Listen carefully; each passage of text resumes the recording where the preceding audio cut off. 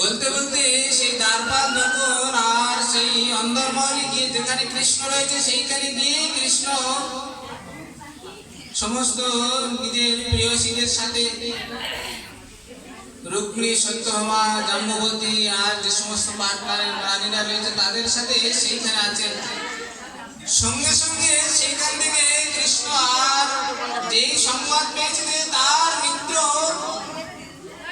তার সখা সুদামা এই দ্বারকা নগরীর দ্বারে এসে দাঁড়িয়ে আছে। সঙ্গে সঙ্গে তিনি আর সেখান থেকে ছুটতে ছুটতে আর এলেন।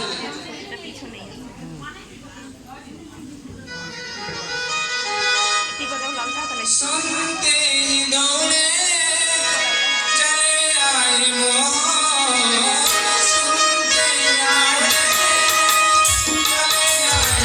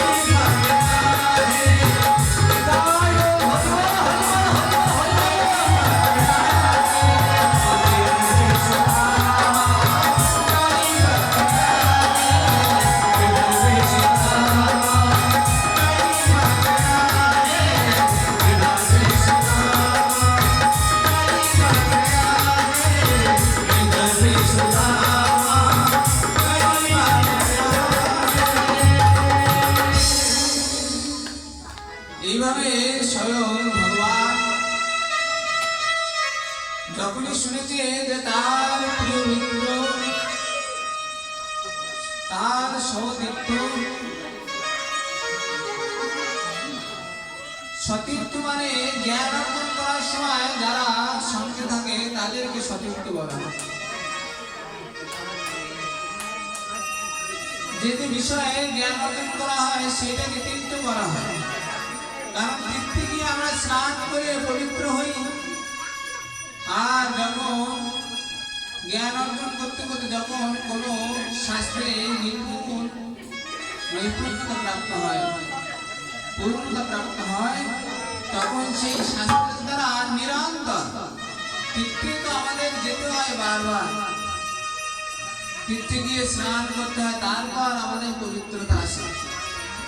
আর যারা শাস্ত্র সম্বন্ধে নিপুণ ভাবে জানে তাদের মুহূর্তে তারা তীর্থ স্নান করে। ওই জন্য বলছে না যে গীতা শ্লোক দ্বারা উচ্চারণ করে, যিনি একটা শ্লোক উচ্চারণ করলে তাদের সমস্ত তীর্থ স্নানের ফল লাভ হয়। ভাগবতের একটা অক্ষর যদি কারোর একদিনে একবার মাত্র উচ্চারিত হয়, তার মুহূর্তের মধ্যে তীর্থ স্নান হয়ে যায়।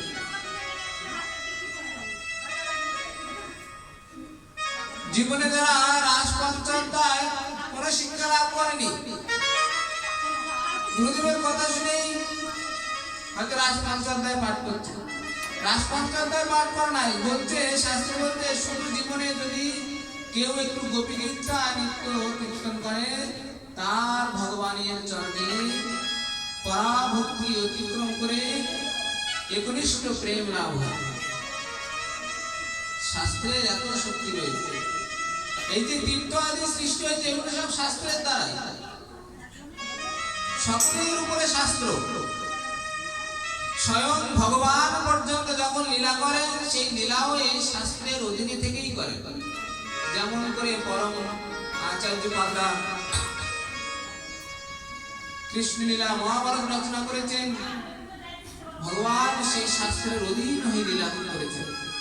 শাস্ত্র আগে রচিত হয়েছে, সেই শাস্ত্রের অনুরূপ শুধু লীলা করে গেছে, নিজের ইচ্ছা মতো কিছু করেনি।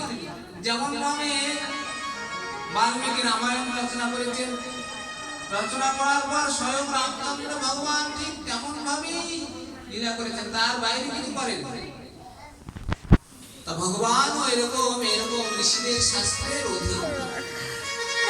কৃষ্ণ লীলায় সে স্বয়ং রামায়ণ রচনা করলেন ব্যাসদেব ভগবান। কৃষ্ণ লীলা শুরু হয়নি, তার আগের থেকেই মহাভারত রচনা করলেন। রামায়ণ তো বাল্মীকি রচনা করেছেন, এই মহাভারত রচনা করলেন ব্যাসদেব ভগবান। এই ব্যাসদেব ভগবান মহাভারত রচনা করেছিলেন, এটা কৃষ্ণ লীলা পরিপূর্ণ হওয়ার আগেই। এই মহাভারতে যেমন যেমন ভাবে লীলা বর্ণন করা আছে, ঠিক তেমন তেমন ভাবেই তিনি লীলা করেছেন, তার বাইরে কিছু লীলা করেন।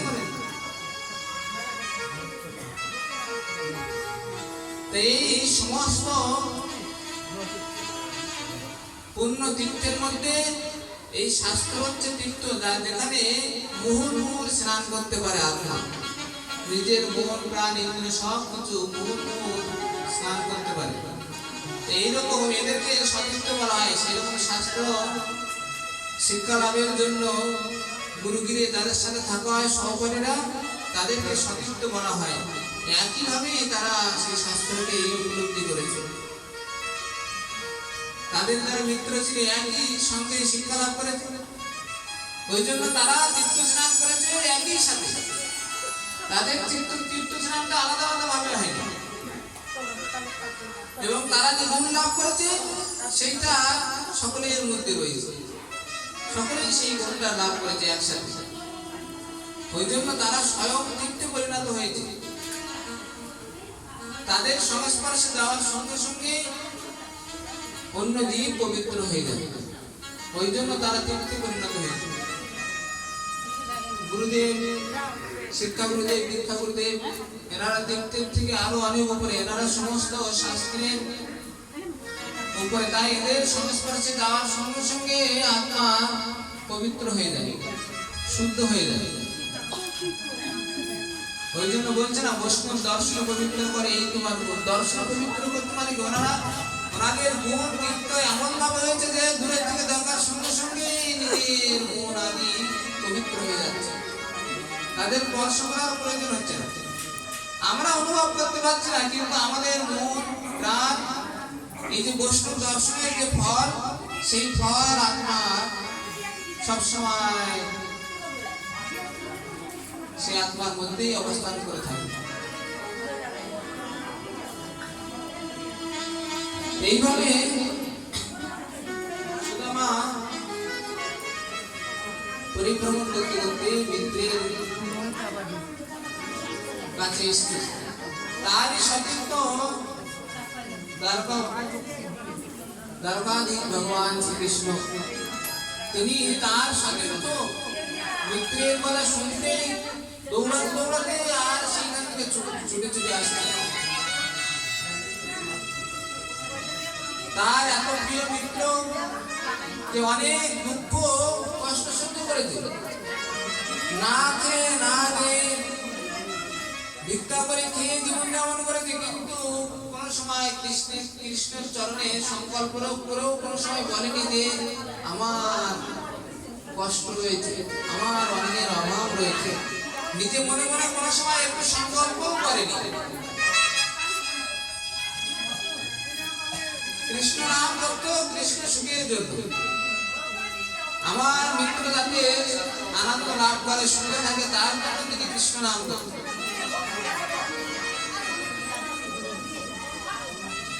এইভাবে দৌড়াতে দৌড়াতে আর সেই সুদামার কাছে এসে আর তাকে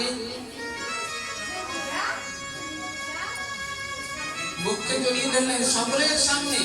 সেই দ্বারপালা দিয়ে অন্যকে যে সমস্ত প্রজারা রয়েছে সকলের সামনে সেই সুদামাকে, যার অঙ্গের মধ্যে একটা ভালো বস্ত্র নেই, সমস্ত অঙ্গটা মলিন হয়ে রয়েছে,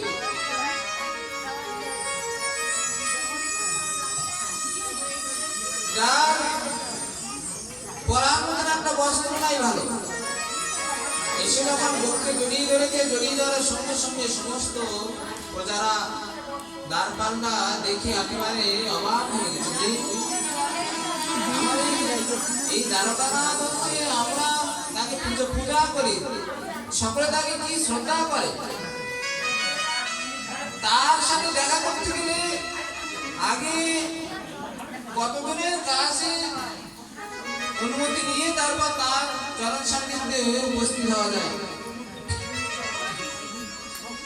আর এই সুদামা যে ভিখারির বেশে এসছে এখানে, তাকে দেখার জন্য, তার কাছে যাওয়ার জন্য স্বয়ং সে রাজ দরবারের থেকে নিজের প্রিয় মহিষীদেরকেও ছেড়ে, নিজের প্রিয়াদেরকেও ছেড়ে দিয়ে চলে এসছে। এসে একেবারে বক্ষে জড়িয়ে ধরেছিল। এইরকম মিত্রতা আমরা তো কোনো সময় আর দেখিনি। কারোর যখন অনেক ধন সম্পদ হয়,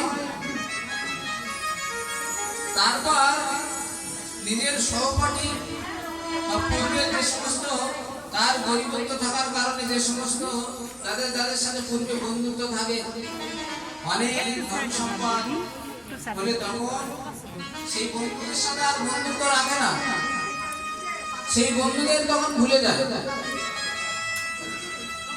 তখন মনে করে কি, আরে ও এত গরিব, ওর কাছে গেলেই না জানি আবার আমার কাছে কি টাকা পয়সা চেয়ে বসবে, আমার কাছে না জানি কোনো ধন সম্পদ চেয়ে বসবে, ওকে আবার কিছু দিতে হবে। তারপর সমাজে আমার একটা নাম যশ প্রতিষ্ঠা আছে, আর এরকম দিন লোকে পূর্বে ছিল, তার কাছে আবার যাবো, লোকে বলবে তোমার এইরকম সব গরিব গরিব বন্ধু বান্ধব, এরকম চিন্তা ভাবনা আসে। কিন্তু যিনি স্বয়ং এই দ্বারকাকে নির্মাণ করেছেন, সমস্ত দ্বারকাবাসী তাকে সবসময় নয়নমণি করে রাখে, সে তার এরকম দরিদ্র, সে চলার মতন নেই, ভালো করে হাঁটতেও পারছে না, এমন ভাবে তার জীবন যাপন কেটেছে। বহুদিন ধরে মনে হচ্ছে যে সে অনেক দিন ধরে খাওয়া পায়নি, পরার মতন বস্ত্র নাই, কোনো মতে একটা লাঠি নিয়ে হাঁটতে হাঁটতে হাঁটতে হাঁটতে এসছে। এইরকম মিত্রকে সে আর নিজের বলে একবার বক্ষে জড়িয়ে ধরেছে। বড় বড় রাজারা এসে তাকে বক্ষে জড়িয়ে ধরতে পারে, দূরের থেকে প্রণাম করে তার কাছে প্রার্থনা করে চলে যায়।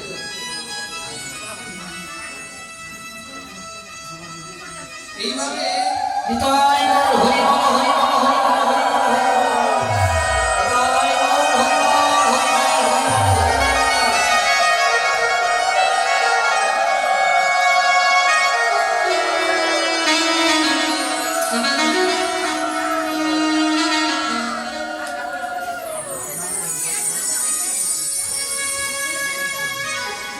আমরা সুদামা যেমন ভাবে কৃষ্ণ নাম করেছে, আমরা একটুখানি সেই কৃষ্ণ নাম করব। সুদামা যেমন ভাবে নিরন্তর কৃষ্ণকে স্মরণ করতেন,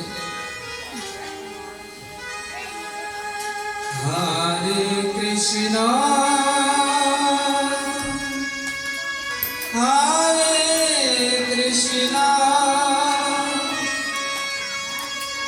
Krishna Krishna,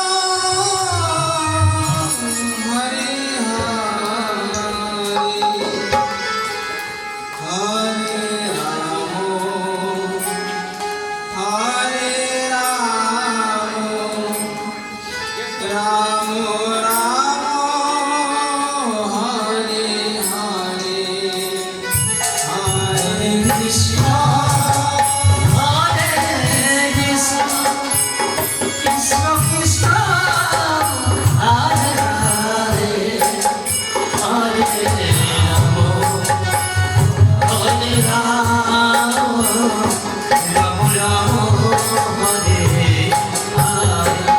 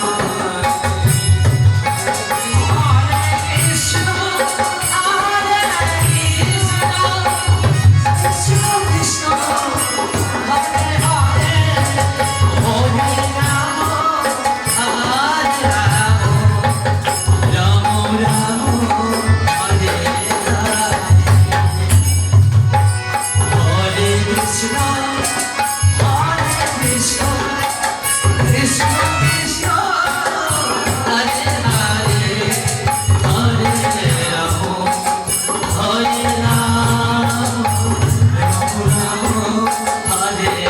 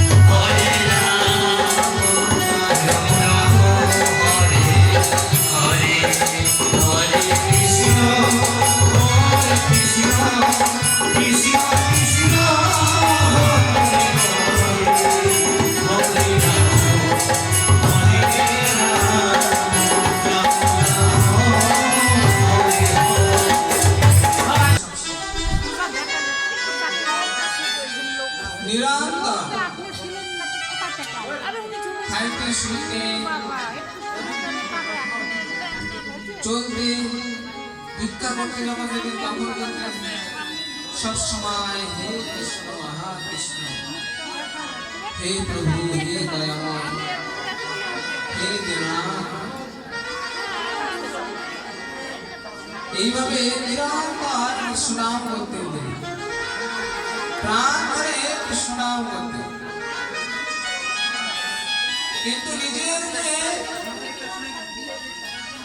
চলার মতন আর কোন সামর্থ্য নেই, সেইটাও তিনি গোবিন্দকে মনে সংকল্প করতেন না যে আমার এই কষ্টের কথা আমার এই প্রাণনাথকে একটু বলুন। কোন সময় প্রার্থনা করতেন, কোন সময় সংকল্প করতেন না।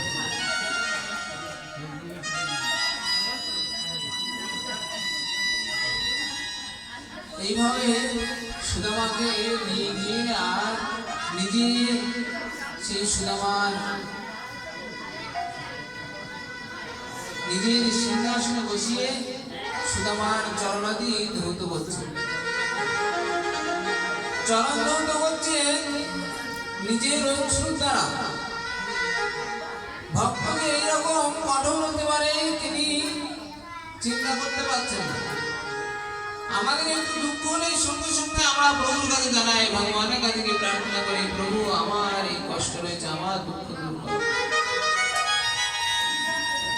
আর ইনি কত কত বছর এরকম ভাবে কাটিয়েছে, তার সত্ত্বেও কৃষ্ণকে এত ভালোবাসে, তার সত্ত্বেও জানাচ্ছে না, বলছে না আমার কষ্ট হচ্ছে।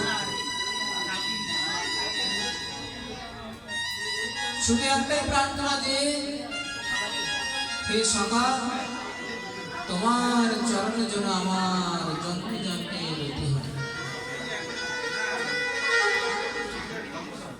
জীবনে যদি কিছু গ্রহণ করি, সেই প্রসাদ যেন আগে তোমার চরণে সমর্পণ করে তারপর গ্রহণ করি। তোমাকে কিছু সমর্পণ না করে আমি যেন জীবনে কোনোদিন কিছু গ্রহণ না করি। এইরকম ভাবে নিজের মধ্যে দৃঢ় সংকল্প করে ফেলেছে।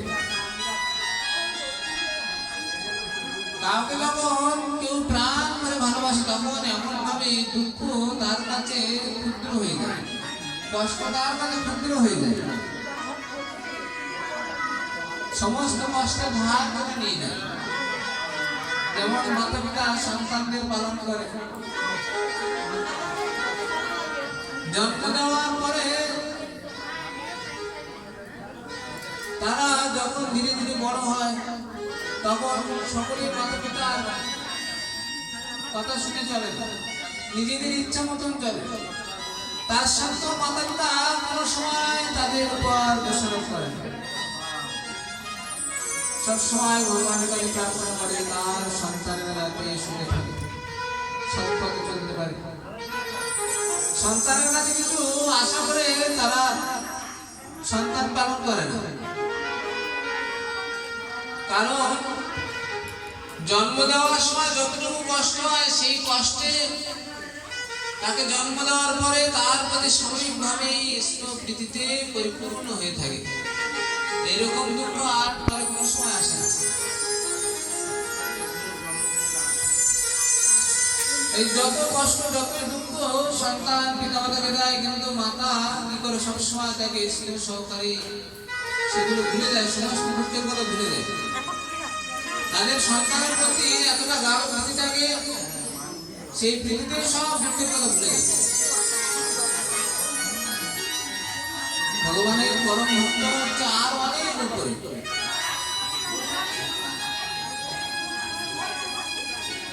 আর অনেক দূর রাস্তাকে অতিক্রম করে গিয়ে তারপর তারা ভগবানের চরণে ভক্তি লাভ করেছে। শত শত জন্ম মৃত্যুকে তারা অতিক্রম করে চলে গেছে, বারবার কত কতবার জন্ম নিয়েছে, তার সত্ত্বেও তারা ভগবানের চরণকে ভুলে যায় না। গোবিন্দ চরণকে কোনো সময় গোবিন্দের ভক্তরা ভুলে যায় না। কতবার জন্ম হচ্ছে, কতবার মৃত্যু হচ্ছে, তার সত্ত্বেও তাদের আবার সেই গোবিন্দের চরণেই রতি, কোনো সময় গোবিন্দকে বলে না। এইরকম পরম ভক্ত সুদামাকে নিজের অশ্রু দ্বারা অশ্রু বিসর্জন করে তার চরণাদি ধৌত করাচ্ছে। যে পথ তিনি নিজের গৃহ থেকে অতিক্রম করে এসে সেই পথ অনেক দুঃখের ছিল, অনেক কষ্টের ছিল। আমাদের মতন তো আর এরকম রাজপথ ছিল না তখন, যে রাজপথ ধরে ধরে আমরা এখান থেকে এই দিল্লি চলে যাব, এখান থেকে কলকাতায় চলে যাব। সেখানে কোনো রাজপথ ছিল না, কখনো জঙ্গলের রাস্তা, কখনো নদী, পর্বত, পাহাড়, এই সমস্ত রাস্তা দিয়ে তাদের চলতে হতো। দেখছে পুরো চরণটুকু একেবারে ক্ষত বিক্ষত হয়ে একেবারে রক্ত ঝরছে।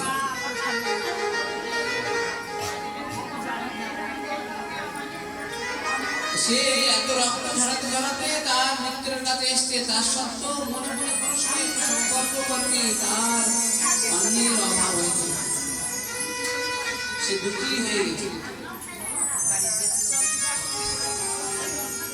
সমস্ত পাঠটানি আদি চিন্তা করছে স্বয়ং গোবিন্দের চরণ ধারণের জন্য কত কত পরম ভক্তরা আছে।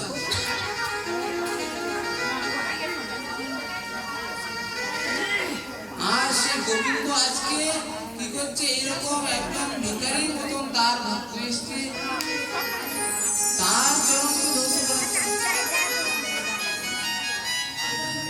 রুক্মিণী জিজ্ঞাসা করছে, হে প্রভু, অর্জুন তো তোমার পরম ভক্ত, ওই তার চরণ তো কোনো সময় তুমি ধৌত করনি, তার চরণকে নিজের চোখের জল দিয়ে কোনো সময় ধৌত করনি,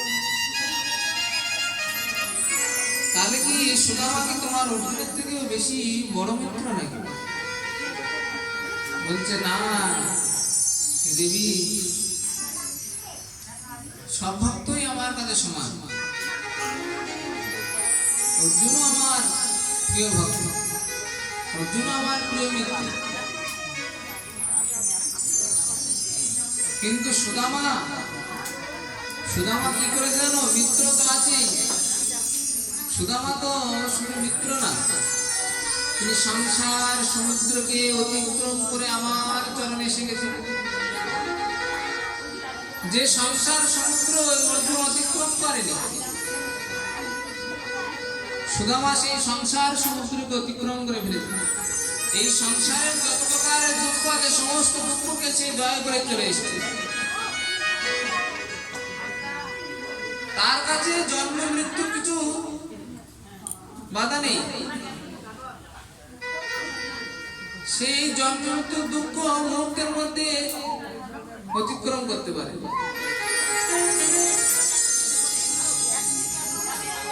তাই এইরকম যে সমস্ত পরম ভক্তরা সংসার সমুদ্রকে,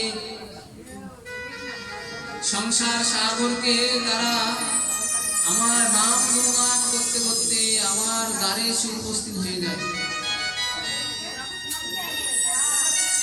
আমি তাদেরকে আর কিছু দিতে পারি না।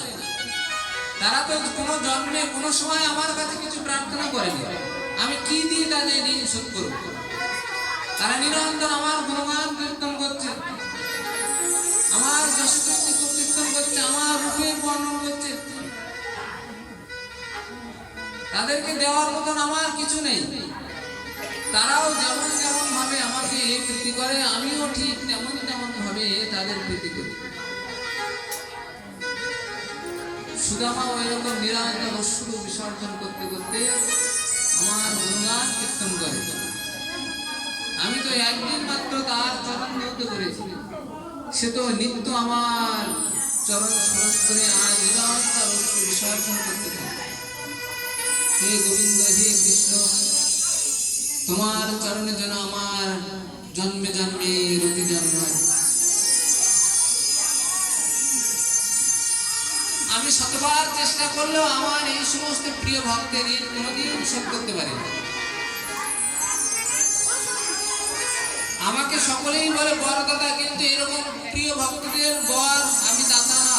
এই প্রিয় ভক্তদেরকে আমি কিছু দান করার অধিকার পাই না, দান করার মতো শক্তি আমার নাই।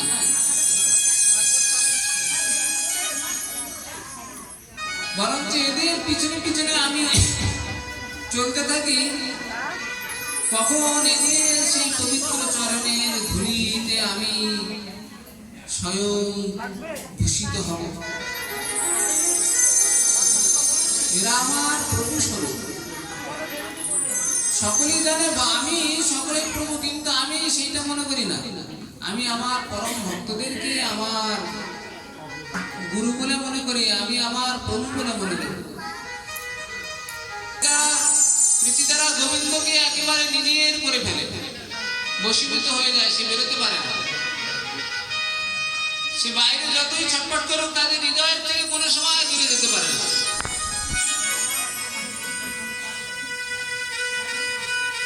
এইভাবে তিনি মাতা রুক্মিণীকে বলছেন,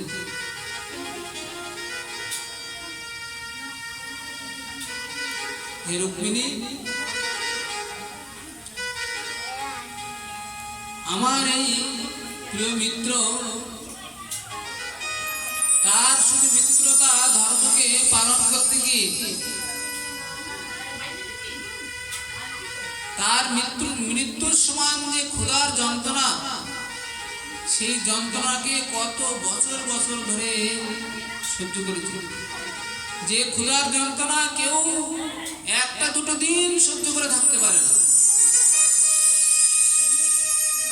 আর সেই যন্ত্রণা আমার এই সখা কত বছর বছর ধরে সহ্য করেছে।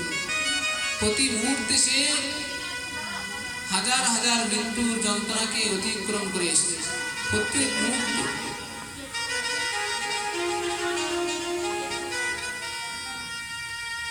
তখন তিনি সুদামাকে বলছে, আরে মিত্র, আমার জন্য কি এনেছ? আমার সখী আমার জন্য তো কিছু না কিছু তো পাঠাবেই, সে তো সবসময় জানে। তুমি যখন যখন আমার সাথে দেখা করতে তখন তখন সুশীলা আমার জন্য কিছু না কিছু পাঠিয়ে দিত। বলছে, না না,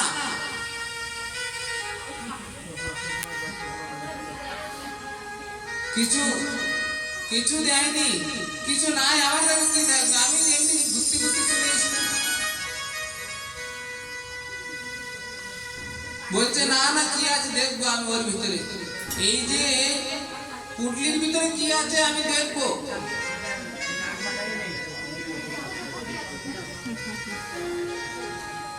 বারবার বলছে, আরে দেখি সকাল দেখি ওর ভিতরে কি, কিছু না তো কিছু দিদি বের করে দিয়ে বের করার সঙ্গে সঙ্গে দেখছে তন্ডু ভাজা হয়েছে।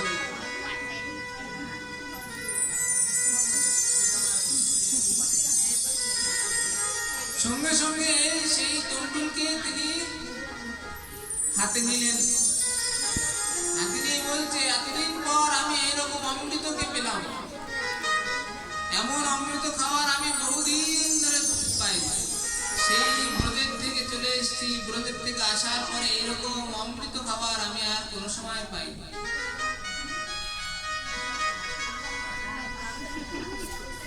যার মধ্যে কোনো আসক্তি নেই, শুধু পবিত্রতাই রয়েছে।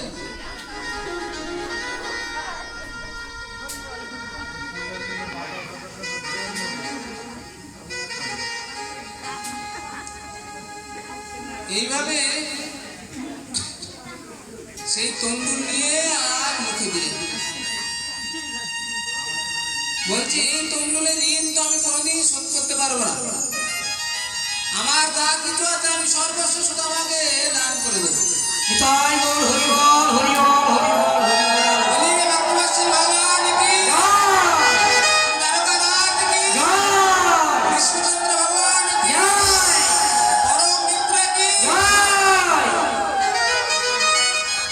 এইভাবে তিনি সেই তন্ডুল নিয়ে আর মুখে দিয়ে কৃষ্ণকে সেই সুদামাকে আর বরদান করতে, আমার যত সম্পদ এই সমস্ত সম্পদ তোমার হয়ে যাবে।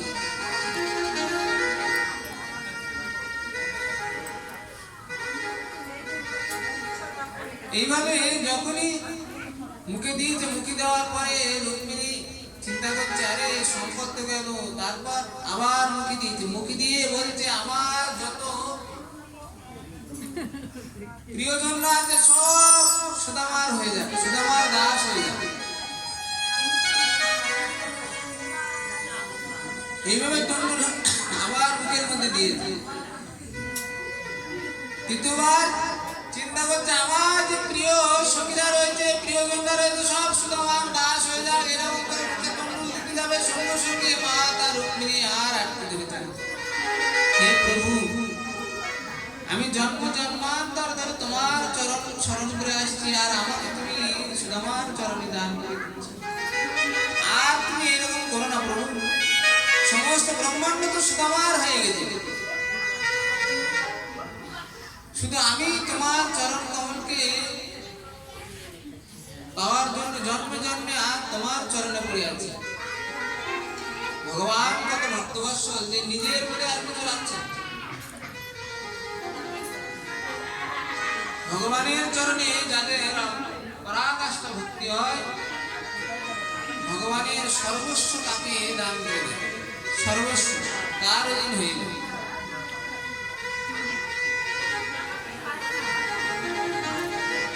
এইভাবে মাতা রুক্মিণী বাধা দেন, প্রভু আর অন্ন গ্রহণ করো না, এই চাল আর গ্রহণ করো না, আর আশীর্বাদ করতে হবে না, তুমি যে আশীর্বাদ করেছো তাতে সুদামার ইহকাল পরকাল সব পবিত্র হয়ে গেছে, আর সুদামার প্রচুর অভাব হবে। নারায়ণ ভগবান কৃষ্ণ তখন রুক্মিণীকে বলছে, হে রুক্মিণী তুমি সুদামার স্ত্রী সুশীলাকে তোমার সর্বধন সম্পদ দান করে দাও, আর যেন কোনো সময় কোনো কিছুতে অভাব না।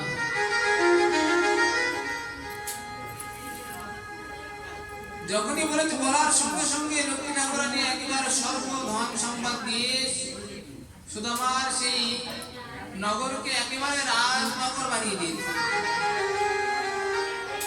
রাজনগর বানিয়ে সেই রাজনগরে সুশীলাকে একেবারে রানী বানিয়ে দিয়েছে।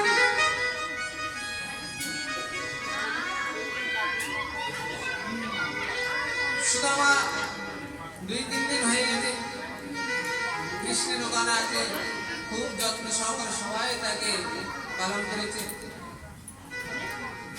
সুদামা বলছে সখা অনেক দিন তো আছি, এবার যাই। কৃষ্ণ দেখছে ও যায় যে মনের মধ্যে যে দুঃখ ছিল সেই দুঃখের কথা তো আমাকে আর কিছু বলবে না। কৃষ্ণ বলছে আচ্ছা সখা তোমার যদি ইচ্ছা হয় তাহলে গৃহে ফিরিয়ে যাও। আবার সেই কৃষ্ণ নাম করতে করতে হরিনাম করতে করতে গৃহে ফিরে যাচ্ছে। গৃহে ফিরে গিয়ে যেখানে তার সেই গৃহ ছিল সেই গ্রামে প্রবেশ করতে করতে সেখানে গিয়ে দেখছে সে বিশাল রাজনগরী হয়ে গেছে।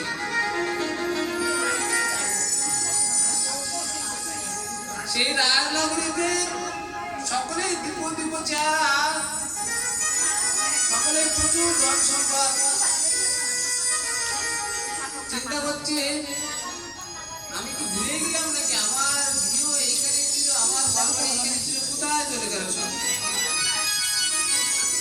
এদিকে তার সুশীলা বসে আছে।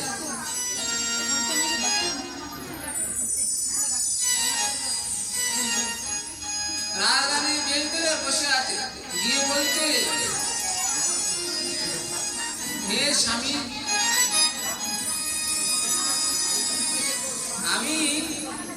আমি তোমার স্ত্রী সুশীলা।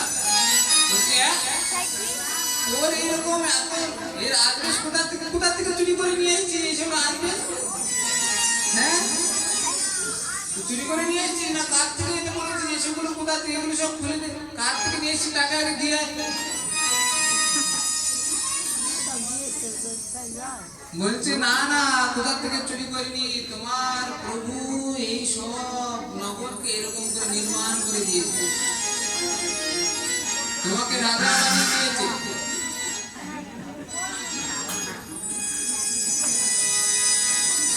আমি কিছু চাইনি, সেই ইচ্ছাই করেই দিয়ে গেছে। তখন আর তার চরণে প্রণাম করে তাকে এই গৃহে নিয়ে আসলেন।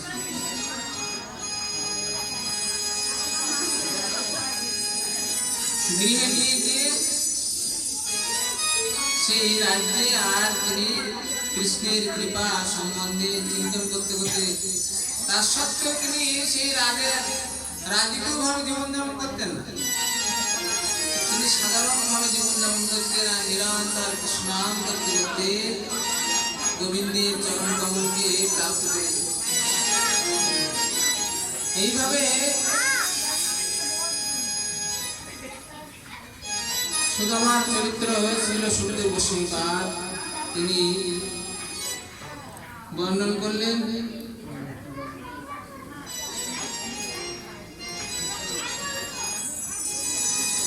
এদিকে কুরুক্ষেত্রের যুদ্ধ চলছে। কুরুক্ষেত্রের যুদ্ধ